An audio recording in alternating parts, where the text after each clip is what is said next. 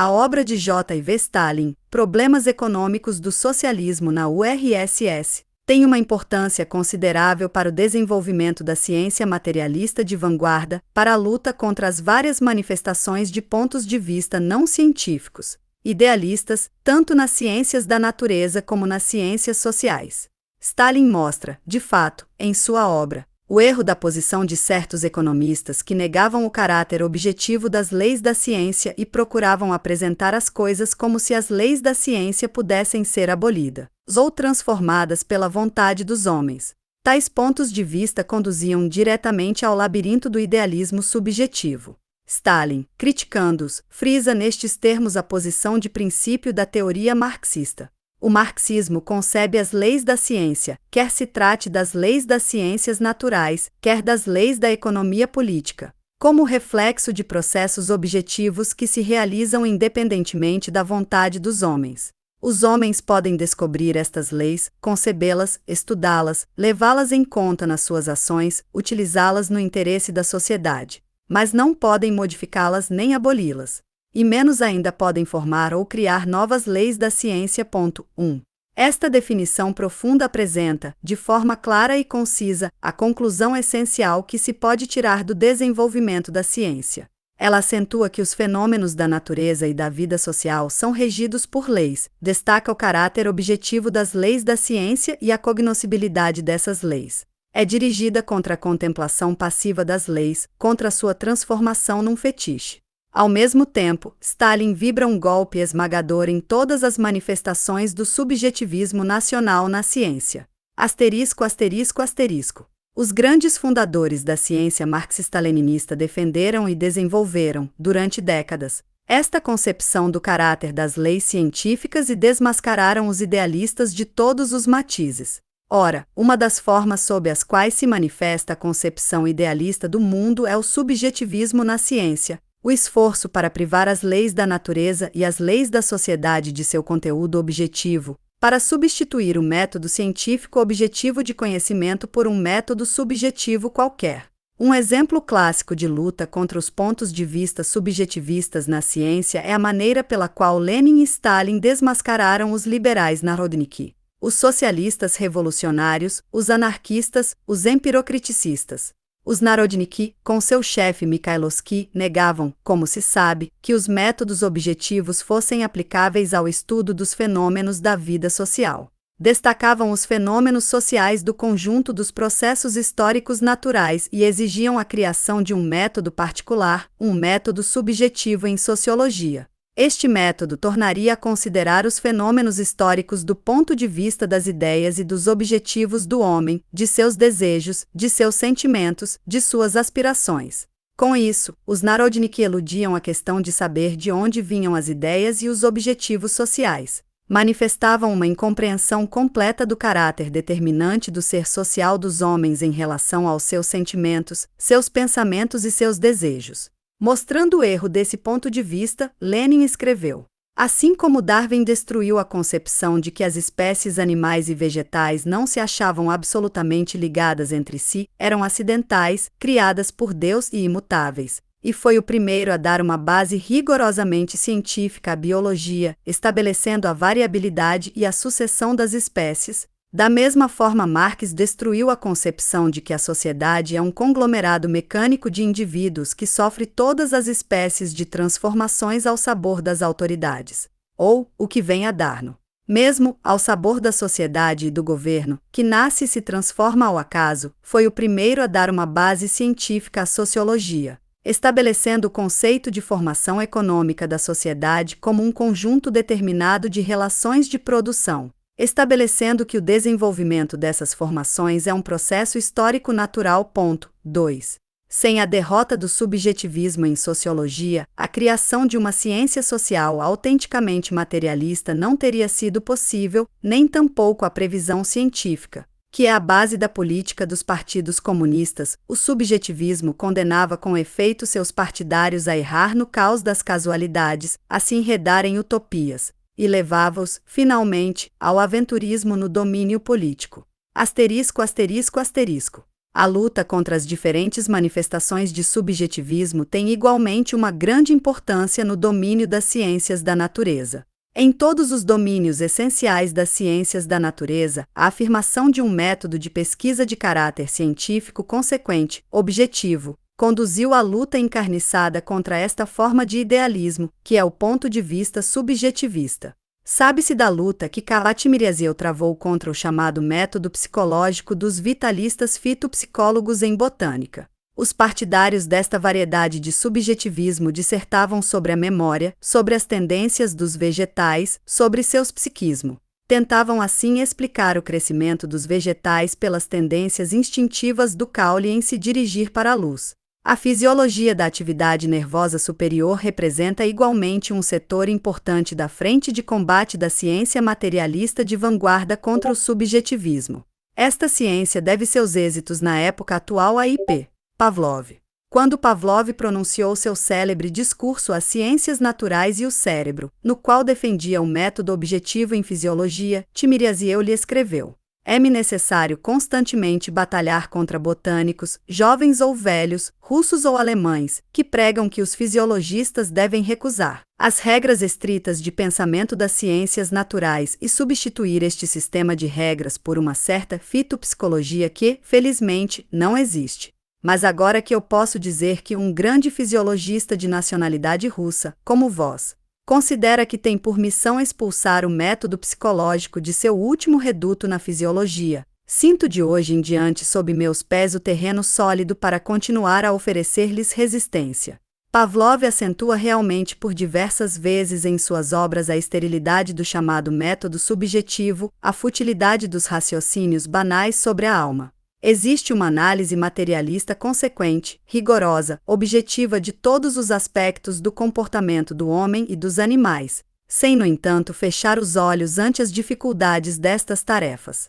Critica os métodos dos subjetivistas, que forjam hipóteses sobre os sentimentos ou os desejos dos animais ou procuram edificar a fisiologia e a psicologia sobre a base da introspecção. O método subjetivo no estudo de todos os fenômenos, escreve Pavlov, data do primeiro ser humano, e que nos trouxe ele? Nada. Tudo o que foi imaginado com a ajuda deste método precisa ser rechaçado e substituído por algo novo. Também o método objetivo de Pavlov foi alvo de ataques abertos dos cientistas inclinados ao idealismo. Assim como os Narodniki, alegando o caráter específico dos fenômenos sociais, exigiam a rejeição do método científico objetivo em sociologia, outros, em fisiologia, apoiavam-se no caráter específico da atividade nervosa superior do homem para apresentar uma exigência idêntica. Em consequência das deformações subjetivistas na fisiologia subsistem ainda ideias, das quais muitos ainda não se livraram, sobre a alma, a psique, consideradas como entidades misteriosas e incognoscíveis, às quais não se podem aplicar as normas habituais da pesquisa rigorosamente científica e objetiva. Os mais ativos adversários da fisiologia pavloviana, como o acadêmico Eliaor Belli, o acadêmico I.S. Beritov, o professor P.K. Anokhini e alguns outros fisiologistas, atraíram a crítica do mundo científico durante a sessão conjunta da Academia de Ciências da URSS e da Academia de Ciências Médicas da URSS, em 1950, consagrada às questões de fisiologia. Deturpando o ensinamento de Pavlov, Orabelli declarava o método objetivo limitado e unilateral, e para superar esta limitação, propunha completá-lo com o método subjetivo. Nesse sentido, escreveu ele: para estabelecer as leis fundamentais da atividade do sistema nervoso central, os fisiologistas devem recorrer tanto ao método objetivo como ao método subjetivo. Observamos que ainda tem curso entre os fisiologistas pontos de vista deste gênero. Os fisiologistas materialistas consideram a liquidação das sobrevivências do subjetivismo como sua tarefa essencial. Não é possível trabalhar com êxito para um desenvolvimento fecundo da fisiologia pavloviana se esta tarefa não foi cumprida.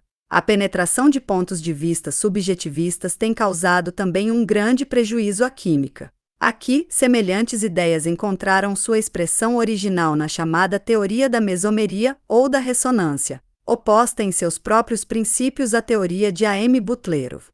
Butlerov mostrou que os cientistas, pela observação, a experiência e a reflexão, estão em condições de conhecer as relações que existem objetivamente entre os átomos nas moléculas e de exprimi-las em fórmulas de estrutura. Se, estudando a estrutura das combinações, a teoria da estrutura química de Butlerov parte de relações químicas reais, objetivas. Por sua vez, os teóricos da ressonância propõem considerar as diferentes representações gráficas que se podem estabelecer para determinada combinação, partindo de diferentes dogmas sobre a valência dos átomos, e guiar-se pelas fórmulas assim estabelecidas.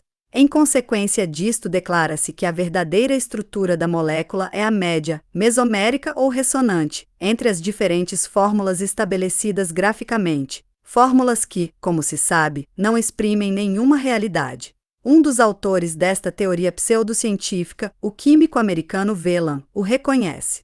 A teoria da ressonância é uma concepção especulativa num grau mais alto que as outras teorias físicas.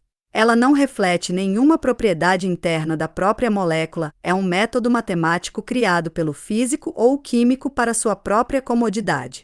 Depois de ter assim proclamado que a ressonância é uma ficção destituída de significação física, Whelan examina com uma seriedade não menor a questão da influência da ressonância sobre as propriedades físicas e químicas das moléculas. Esta maneira de conceber os resultados da ciência como métodos cômodos de descrição dos fatos é o alimento, tomado por empréstimo à filosofia positivista, do subjetivismo em química. Não é de hoje que se encontram químicos agnósticos para defender a tese de que a ciência não pode conhecer a essência das reações químicas nem a estrutura das moléculas, que as fórmulas químicas têm como única função descrever comodamente as transformações químicas. Mas é uma arbitrariedade na ciência indicar uma só substância e, simultaneamente, 100 fórmulas químicas, abarrotando assim de dificuldades a rota que conduz à síntese das combinações químicas. Precipitados por seu cego subjetivismo no império do caos e das casualidades, os teóricos da ressonância convidam os químicos a seguir seu miraculoso instinto, sua intuição, mas, para dizer toda a verdade, isto significa abandonar-se à ciência que lhes convém. Os teóricos soviéticos travam a luta contra a teoria da ressonância, entretanto, as raízes subjetivistas desta teoria não foram ainda postas a descoberto. O desenvolvimento da física moderna processa-se igualmente na luta contra as manifestações do subjetivismo neste ramo da ciência. Os pontos de vista subjetivistas foram introduzidos em física, como nos outros domínios das ciências naturais, pela vaga turbulenta do kantismo, a arma principal da reação imperialista na frente científica. Em seu materialismo e empirocriticismo, Lenin já havia submetido à crítica impiedosa os pontos de vista subjetivistas dos machistas, dos empirocriticistas e de alguns físicos a quem eles haviam extraviado. Na física contemporânea do mundo burguês faz-se sentir fortemente a tendência ao afastamento do método objetivo de pesquisa. Assim é que o célebre físico N. Bohr afirma que no domínio da física atômica não é possível justificar uma separação rigorosa entre o objeto e o sujeito. O astrônomo inglês Ellington escreve que as leis e as constantes da física são inteiramente subjetivas e podem ser deduzidas a priori. Outro físico, P. Jordan, chega a afirmar que o pesquisador numa experiência de física não estuda a realidade objetiva, mas que prepara uma realidade física. Tal ponto de vista encontrou eco na literatura científica soviética, em particular nos trabalhos do físico Markov. Este pôde assim escrever que a realidade física da teoria dos quanta continha em si um elemento de intervenção ativa do homem, que ela é submetida à atividade humana. Afirmava que a introdução da noção de atividade humana no conceito de realidade física mostra a força e a eficácia do conhecimento científico. Em realidade, tal ponto de vista golpeia o conteúdo da física, priva a prática de uma orientação justa e, dessa forma, restringe a força do conhecimento humano. Uma interpretação incorreta, subjetiva, é muitas vezes dada aos resultados da teoria física da relatividade. Os teóricos da relatividade apresentam as categorias de espaço, tempo e causalidade como formas de intuição inseparáveis da consciência. Em um de seus trabalhos sobre a teoria da relatividade, Einstein afirma, por exemplo, para cada homem existe um tempo subjetivo pessoal. Estas asserções e muitas outras do mesmo gênero atestam a desordem que reina na cabeça dos físicos seduzidos pela filosofia machista, que os desvia de um método de pesquisa rigorosamente científico e objetivo. Malgrado os pontos de vista dos subjetivistas, dos machistas, dos agnósticos, os resultados obtidos pela física moderna demonstram o caráter objetivo da ciência, a cognoscibilidade das leis da natureza, a capacidade da ciência de penetrar nos segredos mais profundos do sistema do universo. Asterisco, asterisco, asterisco. A luta da ciência materialista de vanguarda contra as teorias subjetivistas e as demais teorias idealistas, em suma, uma das expressões da luta implacável que a história vê desenrolar-se entre as classes, entre a classe operária e a burguesia, entre o socialismo e o capitalismo. Para defender seus interesses de classe, a reação imperialista, sob a égide da burguesia americana, utiliza qualquer teoria reacionária idealista, obscurantista, por mais insignificante, desde que ela sirva a sua luta contra o materialismo.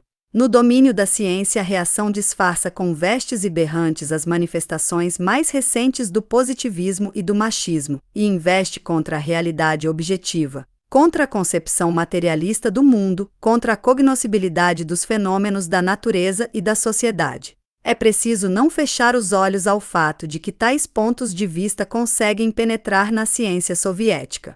Com a ajuda de artifícios de terminologia, diferentes autores procuram na URSS apresentar fraudulentamente esses pontos de vista como materialistas, da mesma maneira como em seu tempo um inimigo encarniçado do marxismo, Bogdanov, tentou fazer passar por marxista sua orientação machista. Nas condições atuais da União Soviética, o subjetivismo contemporâneo se caracteriza pela tendência a corrigir, a completar o método científico objetivo, apoiando-se no caráter específico, na originalidade qualitativa de tal ou qual fenômeno estudado. Em todos os ramos do conhecimento, o subjetivismo é o inimigo da verdadeira ciência.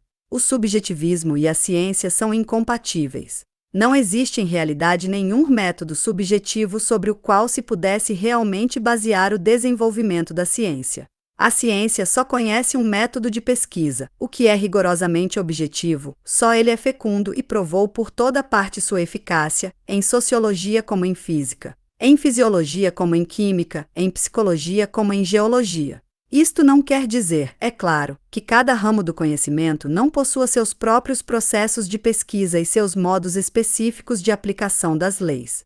Em seus trabalhos do marxismo e as questões de linguística e problemas econômicos do socialismo na URSS, Stalin mostrou a extrema importância das leis específicas dos fenômenos sociais, ressaltou que ignorar este caráter específico seria um erro profundo. Mas o próprio caráter específico de cada fenômeno exige uma análise objetiva, partindo das posições da ciência materialista. O emprego do método científico permite assim descobrir as leis da natureza e da sociedade, sem o reconhecimento e sem o estudo das quais nenhuma ciência pode desenvolver-se. Sobre a base dos conhecimentos adquiridos desenvolve-se a prática humana, a utilização das forças da natureza no interesse da sociedade e a limitação da ação destrutiva dos elementos. Em sua obra Problemas Econômicos do Socialismo na URSS, Stalin indica: por conseguinte, quando se fala de subjugação das forças da natureza ou das forças econômicas, de domínio sobre elas, etc., isto absolutamente não quer dizer que os homens possam abolir as leis da ciência ou formá-las. Ao contrário, com isto quer-se dizer somente que os homens podem descobrir as leis, conhecê-las, assimilá-las, aprender a aplicá-las com pleno conhecimento de causa, utilizá-las no interesse da sociedade e dessa maneira subjugá-las, chegar a exercer domínio sobre elas. O conhecimento das leis objetivas do desenvolvimento da sociedade permite ao partido conduzir com segurança o povo soviético para comunismo. O conhecimento das leis objetivas serve de base à grandiosa transformação da natureza que se realiza na União Soviética. Um papel eminente na realização destas tarefas cabe à ciência soviética. A obra de Stalin, Problemas Econômicos do Socialismo na URSS, inspirará os trabalhadores científicos no prosseguimento da luta por uma ciência de vanguarda, materialista, em seu trabalho de criação no interesse do povo.